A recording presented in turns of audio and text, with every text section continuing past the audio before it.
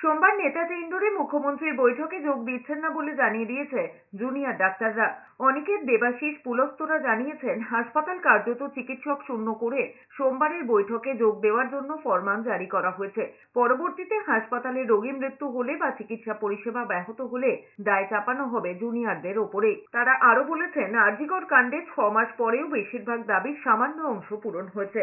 Central referral system চালু করার কথা বলা হয়েছিল, যেখানে কেন্দ্রীয় হেল্পলাইনের মাধ্যমে এই ব্যবস্থার কথা জানানো হয়েছিল, কিন্তু এখনো পর্যন্ত তার বাস্তবায়ন হয়নি।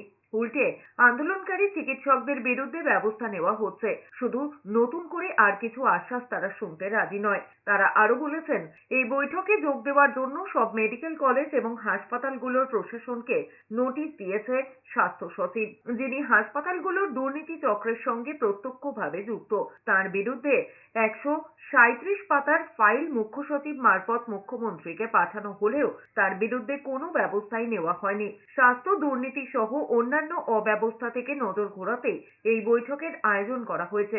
এরপর থেকে প্রত্যেক মাসে অভয়া ক্লিনিক চালানো হবে বলে জানিয়েছেন জুনিয়র চিকিৎসকরা। চিকিৎসা শুধু সেবা নয়, চিকিৎসা আমাদের অধিকার। কিন্তু দিন শেষে আমরা ডাক্তার, রাজনীতি আমাদের পেশা নয়। অভয়ার সুবিচারের দাবিতে আন্দোলন চলবে এবং দীর্ঘমেয়াদীভাবে অভয়ার স্মৃতিকে এবং সুবিচারের দাবিকে আমাদের মনে বাঁচিয়ে রাখার উদ্দেশ্যে প্রতি মাসে নিয়মিত অভয়া ক্লিনিক সংগঠিত করার সিদ্ধান্ত নিয়েছি।